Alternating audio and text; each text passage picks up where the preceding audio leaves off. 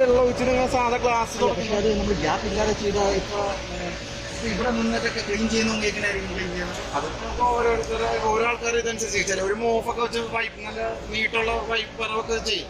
ചിലവർ ഇവിടെ തന്നെ സെറ്റ് ചെയ്യും. മറ്റേ വെള്ളം അടിക്കുന്ന വൈപ്പർ വെച്ച് പിന്നെ മറ്റേ പ്രഷർ പമ്പ് ഉണ്ടല്ലോ, അതിന്റെ വൈഡായിട്ട് ഇട്ട് അടിച്ചു കഴിഞ്ഞാലും മതി. നമുക്കിത് എക്സ്ട്രീം ക്ലീനിങ് ഒന്നും വേണ്ട.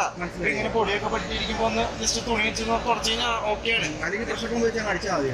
അതാണ് ഏറ്റവും നല്ലത്. എന്ന് പറഞ്ഞാൽ പൂപ്പിലൊക്കെ പിടിച്ചു കഴിഞ്ഞാൽ നമ്മൾ തുടച്ചു കഴിഞ്ഞാൽ ചിലപ്പോൾ പോകില്ല. അതാകുമ്പോൾ നിങ്ങൾക്കും വലിയ റിസ്ക് ഇല്ല. ജസ്റ്റ് അടിച്ചു കൊടുത്താൽ മതി. വൈഡിട്ട് അടിക്കണം, അധികം പ്രഷർ ഇട്ട് അടിക്കരുത്. നമുക്ക് സെല്ലിന് ഡാമേജ് വരും. ഇതിപ്പോ 2 കിലോ വാട്ടിന്റെ സിസ്റ്റമാണ്. പെന്നാറിന്റെ പോളിക്രിസ്റ്റൈൻ പാനൽ യൂസ് ചെയ്തിട്ടുണ്ട്. 335 വാട്ടിന്റെ പെന്നാറിന്റെ പോളിക്രിസ്റ്റൈൻ പാനൽ 335 വാട്ടാണ് ഒരു പാനലിന്റെ വാട്ട്. നമുക്കിപ്പോ 6 പാനല് 2 കിലോ വാട്ട്. നമുക്കിവിടെ 3 തൊട്ടാണ് സ്റ്റാർട്ടിങ് ചെയ്യുന്നത്. നമുക്കിവിടെ സ്പേസിന്റെ ഒരു ചെറിയ ഇഷ്യൂ കാരണമാണ് ഇവിടെ ചുറ്റു വെച്ച്. ഇത് 2 കിലോ വാട്ട്. 3 വരുമ്പോ 9 പാനൽ വരും. 3ക്ക് നമുക്ക് 2-ന് 6 പാനല്. 1 കിലോ വണ്ണ് 3 പാനൽ വെച്ച് കൊടുക്കും. 5 ആണെങ്കിൽ 15 പാനല്. പിന്നെ ഇത് നമ്മൾ മെറ്റീരിയലൊക്കെ യൂസ് ചെയ്യുന്ന GI ആണ്. പിന്നെ ഇതാണ് ഫ്ലാറ്റ് റൂഫിൽ ഇങ്ങനെയാണ് ചെയ്യുക. ഒരു ഫ്ലാറ്റ് റൂഫിൽ ഫ്ലാറ്റ് ഏരിയയില് കോൺക്രീറ്റ് ബ്ലോക്ക് വെച്ച് ലെഗ് കൊടുത്ത് ഫ്രെയിം ചെയ്യും. ഇങ്ങനെയാണ് ഈ കോൺക്രീറ്റ് ബ്ലോക്ക്. ഇല്ല ഇത് നമ്മൾ ഇവിടെ സ്ക്രൂ ചെയ്തിട്ടുണ്ടല്ലോ. ഉണ്ടോ? ഇല്ല കാറ്റ് സ്ക്രൂ ചെയ്യുന്നുണ്ട് എല്ലാ ഫ്രെയിമിലും. ഇല്ല നമ്മളത് സിമെന്റ് വെച്ച് ചെയ്യും. ഇതിപ്പോ നമ്മൾ ഇവിടെ ഒച്ചേക്കുന്ന നമ്മൾ ചെയ്യുമ്പോൾ ആ സിമെന്റ് ബ്ലോക്ക് സിമെന്റിൽ ഫിക്സ് ചെയ്യും. പിന്നെ അത് കഴിഞ്ഞ് ഈ ഗ്യാപ്പ് കണ്ടോ, ഇതിൽ സിമെന്റ് നിറയ്ക്കും. അങ്ങനെ ഫിക്സ് ചെയ്ത് വെക്കുകയാണ്. അപ്പൊ ഫ്യൂച്ചറിൽ ഇൻ കേസ് നമുക്ക് വീടിൽ ഷീറ്റ് എങ്ങാനിടാൻ പ്ലാൻ ഉണ്ടെങ്കിൽ നമുക്ക് ഇത് പോർട്ടബിളും കൂടിയാണ്. ഈ കോൺക്രീറ്റ് ബ്ലോക്ക് കുറച്ച് കഴിഞ്ഞ് നമുക്ക് മാറ്റി വെക്കാം. അതാണ് നമ്മൾ കമ്പനി ചെയ്യുന്നുണ്ട്. അത് അഡീഷണൽ ഒരു എമൗണ്ട് 5,000 സംതിങ് ആവും. ഇതിൽ ഈ GI പൈപ്പ് ഉണ്ടല്ലേ, ഇതിന്റെ ലെന്ത് കൂട്ടാൻ പറ്റും. ഇത് നമുക്ക് നോർമൽ വരുന്നതാണ്. ഇതിപ്പോ 1 മീറ്ററും ലോങ് ലെഗ് ഷോർട്ട് ലെഗ് എന്ന് പറയും. ഇത് ലോങ് ലെഗ് ആണ്, അത് ഷോർട്ട് ലെഗ്. ലോങ് ലെഗ് 1 മീറ്ററും ഷോർട്ട് ലെഗ് 1/2 മീറ്ററാണ് നോർമലായിട്ട് വരുന്നത്. നിങ്ങൾക്ക് ഇൻ കേസ് 1 മീറ്റർ വെച്ച് കൂട്ടാം. ഇവിടെ 1 മീറ്റർ കൂട്ടണമെങ്കിൽ അവിടെ 1/2 മീറ്റർ കൂട്ടണം. ഇവിടെ 2 മീറ്റർ കൂട്ടുകയാണെങ്കിൽ അവിടെ 1 മീറ്റർ കൂട്ടണം. അങ്ങനെ ഒരു റേഷ്യോയിലാണ് പോണത്. ഇതിൽ 13 ഡിഗ്രി സ്ലോപ്പ് വേണം. സോളാറിന് 13 ഡിഗ്രിയാണ് നോർമൽ സ്ലോപ്പ്. ഒരു 10 to 15 വരെ നമുക്ക് സ്ലോപ്പിൽ ചെയ്യാം. ഈ ലൈറ്റിൽ പ്രകാശം ഈ ലൈറ്റിൽ ഉണ്ടാവില്ല. ഇത് LED അല്ലേ. നമുക്ക് മറ്റേ പണ്ടത്തെ ലാമ്പിലൊക്കെയാണ് ഈ പ്രൊഡക്ഷൻ ഉണ്ടാവും. അങ്ങനെ എന്തോ LED ഓൾറെഡി ഡയോഡ് വഴി വരുന്നതല്ലേ. ഇത് ലൈറ്റിംഗ് അറസ്റ്ററാണ്.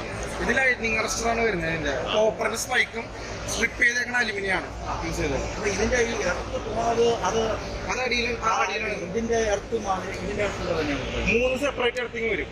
ഇതിന്റെ എർത്തിങ് വേറെയാണ്, അവിടെ സെപ്പറേറ്റ് വരും. പിന്നെ സോളാർ മീറ്റർ ബോക്സിന്റെ എർത്തിങ് വരും, ഇൻവെർട്ടർ എർത്തിങ് വരും. പാനലിന് എർത്തിങ് പാനലിനായിട്ട് എർത്തിങ് ഇല്ല. പാനലിന്റെ ലൈറ്റിംഗ് വെച്ചിട്ടാണ് ഇത്. പാനലിൽ മാത്രമായിട്ടാണ് ഈ ലൈറ്റിംഗ് അറസ്റ്റർ. ഈ ഇത്ര ഏരിയക്ക് ആയിട്ട് നമുക്ക് ചിലർ ചോദിക്കും വീടിന് വേണ്ടിയിട്ട് വീടിനെ കൂടി പ്രൊട്ടക്ട് ചെയ്യുന്നു. പക്ഷെ വീടിനെ പ്രൊട്ടക്ട് ചെയ്യില്ല. നമുക്ക് സോളാർ പാനലിന്റെ വരുന്ന ലൈറ്റിങ്ങിനെ പ്രൊട്ടക്ട് ചെയ്യുന്ന ലൈറ്റിംഗ് അറസ്റ്റർ. വീട്ടിലേക്ക് വെക്കണമെങ്കിൽ നമുക്ക് കുറെ വെക്കേണ്ടി വരും. 4 ചുറ്റും വീട് മൊത്തം സറൗണ്ട് ചെയ്ത് സ്ട്രിപ്പ് ചെയ്തിട്ട് വെക്കേണ്ടി വരും. ഇത് സോളാർ പാനലിൽ മാത്രമായിട്ടുള്ള ലൈറ്റിംഗ് അറസ്റ്ററാണ്. അടിയിലുണ്ട് അതിന്റെ കാര്യങ്ങളൊക്കെ, ഇൻവെർട്ടറുകളൊക്കെ ഇതുണ്ട്. ഇതിപ്പോ നമുക്ക് ഇവിടെയാണ് ഇങ്ങനെയാണ് മൗണ്ട് ചെയ്യാം. പിന്നെ ചിലവരുടെ റൂഫ് ഷീറ്റ് ഉണ്ടാവും, ചിലവരുടെ സ്റ്റോപ്പ് റൂഫൊക്കെ ആയിരിക്കും. ഷീറ്റ് റൂഫൊക്കെ വരുമ്പോൾ സ്ട്രക്ചർ വേറെ ഒരു ക്ലിപ്പിംഗ് ഒക്കെ വരും. ആംഗിൾ വെച്ചിട്ട് പിടിപ്പിക്കും. സ്റ്റോപ്പ് കറക്റ്റ് ആണെങ്കിൽ ഷീറ്റിന്റെ മുകളിൽ. പിന്നെ ക്ലീനിങ് അതാണ് അതുമാതിരി ക്ലീനിങ്. അങ്ങനെ വരുമ്പോ നമുക്ക് അതിന് വാക്ക് മേടിക്കേണ്ടി വരും. അതിപ്പോ നിങ്ങൾക്ക് ക്ലീനിങ്ങിന് വേണ്ടി നമ്മൾ എളുപ്പത്തിൽ ഈ ഇപ്പം 3 കിലോ വാട്ട് വെച്ചുള്ളത്. ഈ സെല്ലിൽ 5 പാനൽ, ഇവിടെ 4 പാനുണ്ട്. അപ്പൊ നമുക്ക് ഇതിന് ഏകദേശം ഒരു 1 ഫുട്ട് ഒരാൾക്ക് നടന്നു പോകാനുള്ള രീതിക്ക് വാക്ക് മേടിക്കും. ഇതിന്റെ നടുക്കായിട്ട്. അപ്പൊ നിങ്ങൾക്ക് നടന്നിങ്ങനെ ക്ലീൻ ചെയ്യാം. ഒരു ഹാങ് റൈഡർ ഉണ്ടാവും, ഒരു 50 സെന്റിമീറ്റർ ആയിട്ട്. അങ്ങനെ ഷീറ്റ് റൂഫിൽ ചെയ്യാം. പിന്നെ ഷീറ്റ് റൂഫൊക്കെ ആകുമ്പോൾ സ്ലൈഡിംഗ് ഡോറൊക്കെ ചാർജ് കൂടി. ഇതിപ്പോ നമുക്ക് 1.33 ചെയ്യുന്ന സ്ട്രക്ചറാണ് ഇത്. ബേസ് റേറ്റ് ഇത് 2 കിലോ വാട്ട് 3 കിലോ വാട്ട്. ഇപ്പൊ നമ്മൾ 2 കിലോ വാട്ട് വെച്ചിട്ടുള്ളൂ. ഇതിപ്പോ ബേസ് സ്ട്രക്ചറാണ്. ബേസ് എന്ന് പറഞ്ഞാൽ വേറെ പൈസ ഒന്നും അഡീഷണൽ ആവില്ല. ഷീറ്റിലൊക്കെ ചെയ്യുമ്പോൾ നമുക്ക് അഡീഷണൽ കോസ്റ്റ് വരും. നമുക്ക് സ്ലൈഡിംഗ് ഡോർ, വാക്ക്, പിന്നെ അങ്ങനെ ഐറ്റംസ് വരും. പിന്നെ സ്ട്രക്ചർ വർക്ക് വരുവാണെങ്കിൽ ഇപ്പം ഇത് നോർമൽ സ്ട്രക്ചറാണ്. ഇതേ നമുക്ക് ഈ 3 പാനലിൽ ഇങ്ങനെ ഒറ്റ സെറ്റ് ആയിട്ട് വെക്കാം. 6 പാനലായിട്ട് ഇങ്ങനെ നിരത്തി വെക്കാം. അതൊക്കെ ആകുമ്പോൾ സ്ട്രക്ചർ വർക്ക് മാത്രം വെൽഡിംഗ് ചാർജ് വരും. അപ്പൊ അങ്ങനത്തെ ഇപ്പൊ വേണമെങ്കിൽ എങ്ങനെ വേണമെങ്കിലും വെക്കാൻ പാനല് വേണമെങ്കിൽ ഇവിടെ 5 പാനൽ കിട്ടിയിട്ട് 1 പാനൽ മാത്രം അടിയിൽ വെക്കാം. വേണമെങ്കിൽ ഇഷ്ടംപോലെ വെക്കാം. അതൊക്കെ സ്ട്രക്ചർ റേറ്റ് മാറും പോലെ. ഇത് ബേസ് സ്ട്രക്ചറാണ്. ഇതിന് നമുക്ക് കോസ്റ്റ് ഒന്നും വരില്ല. ഇതുപോലെ ഇന്റർ കണക്റ്റിംഗ് വയറൊക്കെ അതിന്റെ അടി കൂടെ ഒന്ന് ആയിക്കോളും. അടിയിലുണ്ട് ഒരു അതപ്പോ നമ്മൾ അറേഞ്ച്മെന്റ് ഒക്കെ മാറ്റുമ്പോൾ അത് കേൾക്കുന്നത് അതുമാതിരി പോസിറ്റീവ് മൈനസ് വെച്ച് അങ്ങനെ കണക്ട് സീരിയസ് ആയിട്ട് കണക്ട് ചെയ്ത് പോവാം. ഇത് വരുന്നത് DC ഡിസ്ട്രിബ്യൂഷൻ ബോക്സിലേക്ക്. പിന്നെ ഇവിടെ നിന്ന് ഷോർട്ട് വരാണെങ്കിൽ അതിലേക്ക് ഒരു എർത്തിങ് കൊടുക്കേണ്ടിരിക്കുന്നത്. ഇൻവെർട്ടർ എർത്തിങ് അല്ലെങ്കിൽ DC എർത്തിങ് എന്ന് പറയുക. പിന്നെ അതിൽ നിന്ന് പോകുന്നത് ഈ ഇൻവെർട്ടറിലേക്കാണ്. ലോ വാട്ടിന്റെ ഇൻവെർട്ടർ വയ്ക്കുന്നത്. ഇതിൽ 2 ഇൻവെർട്ടർ 3 ഇൻവെർട്ടർ സൈസ് ഉണ്ടാവും. ഈ ഇൻവെർട്ടറിന്റെ പ്രവർത്തനം എന്ന് പറഞ്ഞാൽ നമ്മുടെ സോളാറിന്റെ DC കറണ്ട് അല്ലേ, അതിനെ AC-ലേക്ക് കൺവെർട്ട് ചെയ്യാനാണ് ഈ ഇൻവെർട്ടർ വയ്ക്കുന്നത്. ഇത് നേരെ കൺവെർട്ട് ആയി കഴിഞ്ഞിട്ട് നമുക്ക് ഇതിൽ റീഡിങ്സ് ഒക്കെ അറിയാം. ടോട്ടൽ ഇന്ന് പ്രൊഡ്യൂസ് ചെയ്തോ ടോട്ടലെ കയ്യിൽ അറിയാൻ പറ്റും. പിന്നെ AC ഡിസ്ട്രിബ്യൂഷൻ ബോക്സ് ഇതിൽ നിന്ന് സോളാർ മീറ്റർ ബോക്സിലേക്കാണ് പോകുന്നത്. ഇത് കമ്പനി വെക്കുന്നതാണ്. ഇത് സോളാറിന്റെ മീറ്റർ ബോക്സ് ആണ് നമ്മളെ കമ്പനി വെക്കുന്നത്. ഈ 4 ഐറ്റംസ് നമ്മളെ കമ്പനി വെക്കുന്നതാണ്. പിന്നെ ഇത് സെപ്പറേറ്റ് മീറ്റർ ആണ് KSEB തരുന്നത്. നെറ്റ് മീറ്റർ എന്ന് പറയാം, അല്ലെങ്കിൽ ബൈ ഡയറക്ഷണൽ മീറ്റർ. ഇത് KSEB തരുന്നത്. നമ്മൾ ഇത്രയും ഇൻസ്ട്രക്ഷൻ ചെയ്തുകൊണ്ട് KSEBക്ക് റിക്വസ്റ്റ് കൊടുക്കുവാണ് ഇങ്ങനെ നെറ്റ് മീറ്റർ വെക്കാൻ. അവര് വന്ന് ചെക്ക് ചെയ്തിട്ട് നെറ്റ് മീറ്റർ വെച്ച് കണക്ഷൻ തരുന്നതാണ് സാങ്ഷൻ ചെയ്യുന്നത്. പിന്നെ ലൈറ്റിങ്ങിന്റെ മറ്റേ സ്പൈക്കിന്റെ നമ്മൾ 3 എർത്തിങ് സെപ്പറേറ്റ് ആണ് വരുന്നത്. ഈ നമ്മളെ ഈ 2 മീറ്റർ വെക്കണതിന് കാരണം നമ്മുടെ സോളാറിൽ നിന്ന് ഒരു സ്ഥലത്ത് പ്രൊഡ്യൂസ് ചെയ്തെന്ന് ഒരിക്കലും അറിയാൻ പറ്റില്ല. ഇത് KSEB മീറ്റർ. ഇതിന് നമുക്ക് ഇമ്പോർട്ട് എക്സ്പോർട്ട് ഒന്നുമില്ല. അതായത് KSEBക്ക് നമ്മൾ കൊടുക്കുന്നതിന് എക്സ്പോർട്ട് എന്ന് പറയും, KSEB നിന്ന് എടുക്കുന്നതിന് ഇമ്പോർട്ട് എന്ന് പറയും. അപ്പൊ നമ്മള് ഇപ്പൊ ഇൻ കേസ് ഇപ്പൊ നിങ്ങളുടെ വീട്ടിൽ ഇപ്പൊ നമ്മുടെ സോളാർ 3 കിലോവാട്ട് 12 യൂണിറ്റാണ് പ്രൊഡ്യൂസ് ചെയ്യുക. അപ്പൊ നിങ്ങളുടെ വീട്ടിൽ ഇപ്പൊ ഒരു 5 യൂണിറ്റാണ് നിങ്ങൾ ഡെയിലി കൺസിഡർ ചെയ്യുന്നത്. അപ്പൊ രാവിലെ ഒരു 3 യൂണിറ്റ്. അപ്പൊ നമ്മുടെ സോളാർ പാനല് വർക്കിംഗ് ആവുന്ന ടൈമില് നിങ്ങളുടെ ഇപ്പൊ വീട്ടിൽ ഫാൻ AC ഒക്കെ ഓണാന്ന് വെച്ചാൽ അതിലേക്കുള്ള കറണ്ട് എടുത്തിട്ട് ബാക്കി കറണ്ടാണ് KSEBക്ക് പോകുക. അപ്പൊ ആ ടൈമിൽ 2 യൂണിറ്റ് നിങ്ങൾ കൺസെപ്റ്റ് ചെയ്തു. അപ്പൊ ആ 2 യൂണിറ്റ് ഓൾറെഡി ഇതില് നിങ്ങൾ കൺസെപ്റ്റ് ചെയ്തിട്ട് ബാക്കി 10 യൂണിറ്റാണ് 12 യൂണിറ്റ് വെച്ച് കിട്ടുക. അതിൽ 2 യൂണിറ്റ് ബാക്കി 10 എക്സ്പോർട്ട് ആവാം. അപ്പൊ പിന്നെ നമ്മൾ രാത്രി ടൈം ആകുമ്പോൾ നമുക്ക് KSEB നമുക്ക് സോളാർ പാനൽ പ്രൊഡക്ഷൻ ഇല്ല രാത്രി. അപ്പൊ ആ ടൈമിൽ KSEB നമ്മൾ ഇമ്പോർട്ടാണ് ചെയ്യുക എടുക്കും. അപ്പൊ ഒരു 3 യൂണിറ്റ് നിങ്ങൾ ഇമ്പോർട്ട് ചെയ്തു. അപ്പൊ ഈ 10 എന്ന് പറയുള്ളൂ, അല്ലാതെ 12 എന്ന് പറയില്ല. 10 3 പറയും. അപ്പൊ 7 ആ 7 ഇതിൽ കാണിക്കാൻ വാല്യൂ, നെറ്റ് വാല്യൂ. ഇതിൽ ഇമ്പോർട്ട് എക്സ്പോർട്ടും കാണിക്കും, പ്ലസ് ആ വാല്യൂ.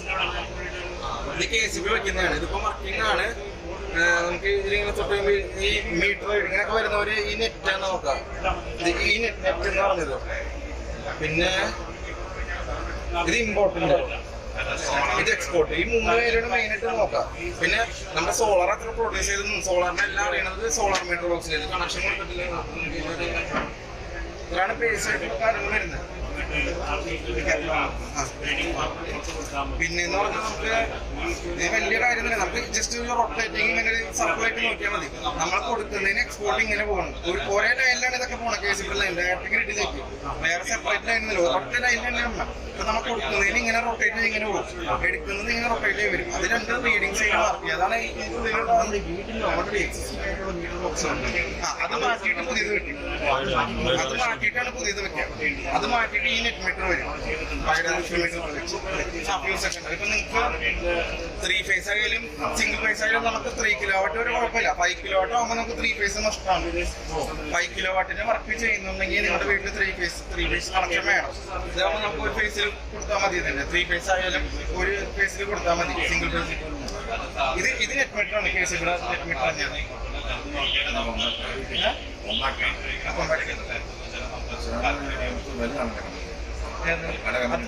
ചിലപ്പം കിലോവാട്ട് കൂടുന്നോറും അതിന്റെ മീറ്റർ മാറും. ഇതിപ്പോ 2 കിലോവാട്ടിന്റെയാണ്. അതാണ് ചെറിയ. നമുക്ക് 3 വരെ ഇത്തിരി സൈസ് ഉണ്ടാവും. 5 ഒക്കെ ആകുമ്പോൾ ഇത്തിരി സൈസ്. ഇൻവെർട്ടറിന്റെ സൈസ് മാറും, ബോക്സിന്റെ സൈസ് മാറും. ഇത് ഏകദേശം ഇതോ ഫ്യൂസും കാര്യങ്ങളൊക്കെയാണ് ഇതിന്റെ. ഇത് SPD ആണ്, സർജ് പ്രൊട്ടക്ഷൻ ഡിവൈസ് ആണ്. ഇത് നമ്മൾ AC ജംഗ്ഷൻ ബോക്സിലും DC ജംഗ്ഷൻ ബോക്സിലും വെക്കും. ഇത് എന്തിനാന്ന് വെച്ച് കഴിഞ്ഞാൽ നമുക്ക് എന്തെങ്കിലും ഒരു കാരണവശാൽ ഒരു ലൈറ്റനിങ് വഴിയായിട്ട് ഒരു ഹൈ വോൾട്ടേജ് വരാണെന്നുണ്ടെങ്കിൽ ആ എക്സസ് ആയിട്ട് വരുന്ന വോൾട്ടേജിന് മാത്രം നമ്മൾ ഗ്രൗണ്ട് ചെയ്ത് ഡ്രോപ്പ് ചെയ്ത് കളയും. അത് AC-യിൽ മേലെ പാനലിൽ നിന്ന് വന്നാലും, അതായത് ട്രാൻസ്ഫോമർ KSEBയുടെ ട്രാൻസ്ഫോമറിൽ നിന്ന് വന്നാലും അത് ഇൻവെർട്ടറിന്റെ പ്രൊട്ടക്ഷന് വേണ്ടി അത് ഡ്രോപ്പ് ചെയ്ത് കളയാൻ വേണ്ടി വെക്കുന്നതാണ് SPD, സർജ് പ്രൊട്ടക്ഷൻ ഡിവൈസ് എന്നാണ് അതിന് പറയുന്നത്. പ്ലസും മൈനസ് AC-ക്ക് പ്ലസും മൈനസും വരില്ല, ഫേസ് ന്യൂട്രൽ. DC-യിൽ പ്ലസും മൈനസും, AC-യിൽ ഫേസ് ന്യൂട്രൽ വരും. അത് 3 ഫേസ് ആണെങ്കിൽ 4 ഉണ്ടാവും. അതായത് ന്യൂട്രൽ വരും, 3 ഫേസും വരും. ഇത് സിംഗിൾ ഫേസ് ഇൻവെർട്ടറാണ്.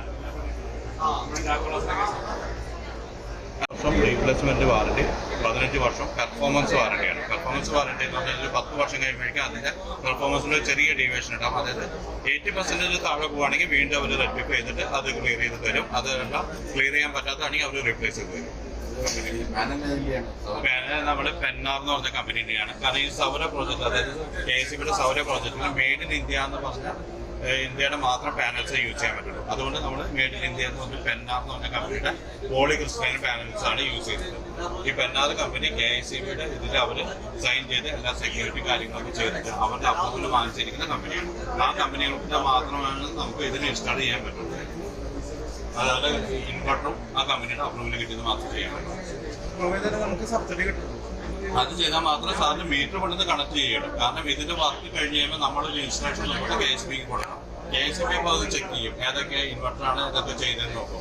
ഇപ്പൊ ഗ്രോ വാട്ടും ഇതെല്ലാം ചെയ്തിട്ടുണ്ടെങ്കിൽ ചിലപ്പോൾ KSEBക്കാർ വന്ന് ഇൻസ്പെക്ട് പോലും ചെയ്യില്ല. അത് വെച്ചാൽ ഇത് അവരുടെ ബ്ലാക്ക് ലിസ്റ്റിൽ വന്നിട്ടുണ്ട്. അത് അവർ വന്ന് ടെസ്റ്റ് ചെയ്തിട്ട് അതിന്റെ പെർഫോമൻസ് നോക്കിയതിന് ശേഷം മാത്രം അവർ കണക്ഷൻ കൊടുക്കും. അതായത് ഇപ്പൊ നമ്മുടെ ഈ മാനേജർ ഡെമോൺസ്ട്രേഷൻ കണ്ടിട്ട് ഒരു 6 പാനൽ, ഒരു പാനൽ എന്ന് പറഞ്ഞാൽ 335 വാട്ട് പവറാണ് ഒരു പാനൽ. അങ്ങനെ 6 പാനൽ വരുമ്പോൾ നമുക്ക് അത് 2015 വാട്ടോളം വരും. അതായത് 2 കിലോ വാട്ട്. നമുക്ക് ഈ പറഞ്ഞ എന്റെ 335 അതായത് പോളിക്രിസ്റ്റൈൻ്റെ വരുന്നത് 335 അതിന് മേലെ വരുന്നത് മോണോപെർക്കും ഹാഫ് കട്ടുമാണ്. പക്ഷെ മോണോപെർക്കും ഹാഫ് കട്ടും മെയ്ഡ് ഇൻ ഇന്ത്യ പാനൽസ് ഇല്ല. മെയ്ഡ് ഇൻ ഇന്ത്യ പാനൽസ് എന്ന് പറയുമ്പോൾ ടാറ്റ മാത്രമാണ് മെയ്ഡ് ഇൻ ഇന്ത്യ, അതായത് ഇന്ത്യയിൽ മാനുഫാക്ചറിങ് ഒക്കെ ചെയ്യുന്നത് ടാറ്റയാണ്. പക്ഷെ ടാറ്റ അവരുടെ പ്രോസസ്സിന് മാത്രമേ യൂസ് ചെയ്യുന്നത്, പുറത്ത് കൊടുക്കുന്നില്ല. പിന്നെ വേറെ കമ്പനികൾ ചെയ്യുന്നുണ്ട്, ഒരു കമ്പനി 2 കമ്പനി കണ്ട് ചെയ്യുന്നുണ്ട്. പക്ഷെ അവർ സെൽസ് ഇമ്പോർട്ട് ചെയ്യാണ്. ആ സെല്ല് പോലും നമുക്ക് പുറത്തുനിന്ന് ഇമ്പോർട്ട് ചെയ്തത് ഇവിടെ അപ്രൂവലല്ല.